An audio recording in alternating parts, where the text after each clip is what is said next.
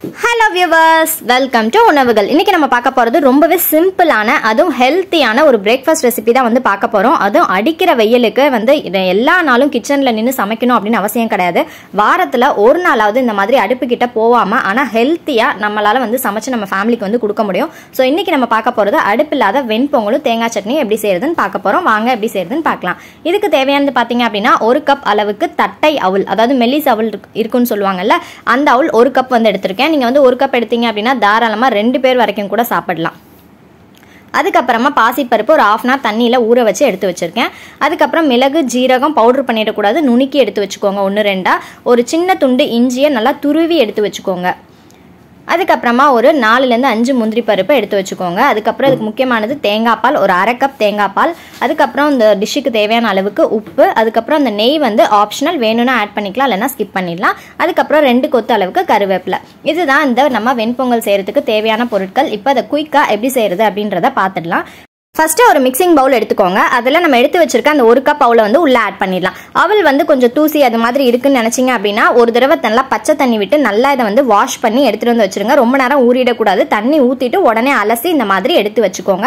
நான் வந்து தண்ணியில் ஒரு டைம் வாஷ் பண்ணி எடுத்து வச்சிட்டேன். அதுக்கப்புறம் நம்ம எடுத்து வச்சிருக்க தேங்காய் பால் வந்து உள்ள ஆட் பண்ணிடலாம். ஒரே டைம்ல எல்லாத்தையும் ஆட் பண்ணிடக்கூடாது.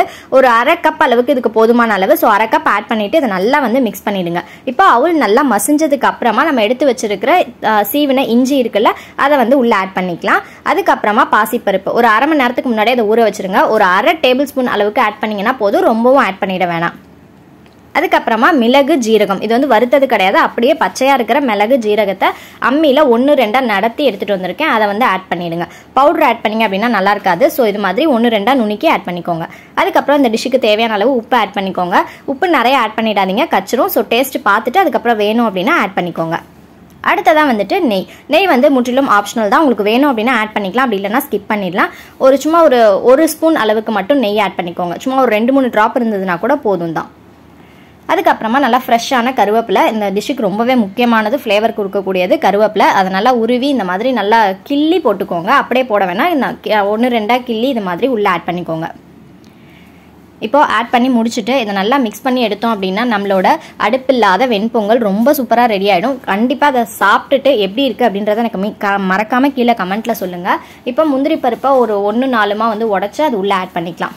இதை சாப்பிட்டீங்க அப்படின்னா அப்படியே வந்து பொங்கல் எப்படி சாப்பிட்றோமோ அதே மாதிரி தான் இருக்கும். கண்டிப்பாக ட்ரை பண்ணி பாருங்கள். ஒரு ஹெல்த்தியான ரெசிபி. அட்லீஸ்ட் வாரத்தில் ஒரு நாளாவது இப்படி உங்கள் குழந்தைங்களுக்கு வந்து செஞ்சு கொடுங்க. நல்லாவே வந்து பசி தாங்கும்.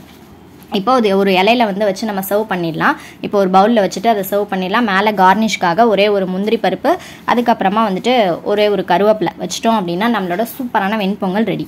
இப்போ இதுக்கு சைட் டிஷ்ஷாக வந்து நான் வந்து தேங்காய் சட்னி தான் அரைச்சிருக்கேன். இதுவும் வந்து நான் அடுப்புலாம் எதுவுமே யூஸ் பண்ணலை. தேங்காய், வரமிளகாய், அதுக்கப்புறமா வந்துட்டு உப்பு, இதை மட்டும்தான் ஆட் பண்ணியிருக்கேன். இப்போ பாருங்கள், அந்த டெக்ஸ்சரே பார்க்குறதுக்கு அவ்வளோ சூப்பராக வெண்பொங்கல் மாதிரியே இருக்குது. சாப்பிட்றதுக்கும் அவ்வளோ டேஸ்ட்டாக இருக்கும். கண்டிப்பாக ட்ரை பண்ணி பாருங்கள். இந்த மாதிரி ரெசிபிஸ் உங்களுக்கு ரெகுலராக வேணும் அப்படின்னா கீழே மறக்காமல் எனக்கு கமெண்ட்டில் சொல்லுங்கள். நான் ரெகுலராக வந்துட்டு அப்லோட் பண்ணுறேன்.